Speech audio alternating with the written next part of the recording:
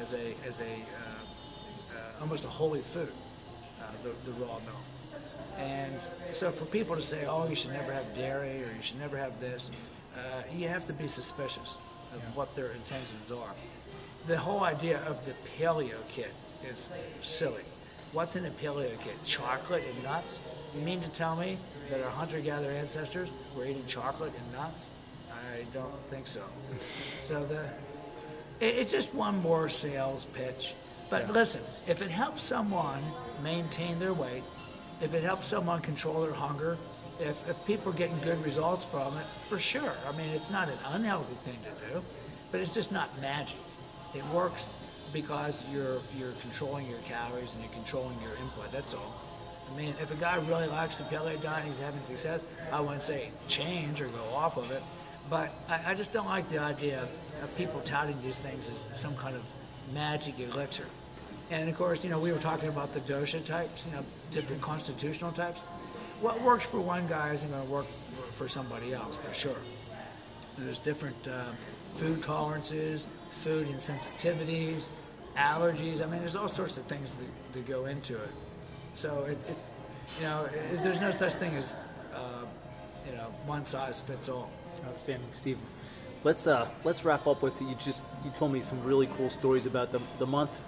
I guess almost a month you spent with Elio on his farm. And that was back. I'm trying to think what year this was. This was quite a while ago.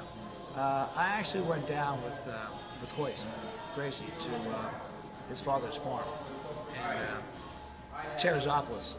It was up in the mountains of Brazil. It's about 2 hours north of Rio. And it was really a great time. I got a chance to really get to know Elio pretty well. I had seen him around the Gracie Academy quite a bit back in the early days. And he was a really remarkable individual. I mean, considering his age, he was just an amazingly spry, fit guy, and remained so right up until his death. He was self-sufficient on his little ranch there. I love the way that he was able to pretty much just live off the land. He had a big pond where he stocked it with fish, so he was able to go and catch fresh fish. He had dairy cattle, and he would milk the cows every morning and have fresh, raw milk. He personally would milk the cows? He would personally milk the cows. He'd bring me in a big pitcher of milk every morning, right straight from the cow. Delicious. I love raw milk. He would make cheese from this raw milk, so it was like a raw, rentless cheese, non-aged cheese, which many people feel is nutritionally superior to the aged varieties. He would pick acai right off the trees, and they had a huge amount of different tropical fruits that would grow there, and subtropical fruits that he would pick right off the trees. Yeah. They had bananas and coconuts and mangoes. Avocados? I don't remember avocado, but I do remember papaya, mango. There's a type of variety of banana and such. They were really quite self-sufficient. I thought it was remarkable. Any monkeys on this? The little. You know, I didn't see any monkeys. No. No monkeys. I don't know whether the native peoples had hunted them out or whether they just weren't in that part.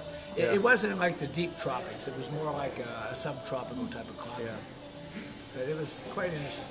What's the story about the coffee, Steve? Elio didn't like stimulants, and he wasn't too fond, so everyone would sneak the coffee. His wife Vera, who was this lovely woman, would give me a little, "Hey Steve, cafezinho?" And of course I was jonesing for a little caffeine fix, so I would meet with her and some of the hired help in the kitchen, and they would make this most delicious Brazilian coffee in these little cups, pretty strong stuff.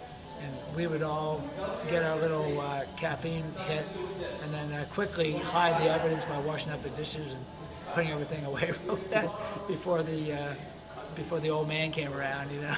That's outstanding. That's awesome. All right, Steve, it's at 20 minutes. Anything else you want to say to anybody? I just appreciate the opportunity to speak with you. I love talking about this stuff, as you know. Yeah. Been around for a while. Been doing this for almost 46 years. I guess that's getting close to years. Half century I've been in this training thing. I would say you know a thing or two, Steve. I think you've seen some things come and go, huh? A few things come and go.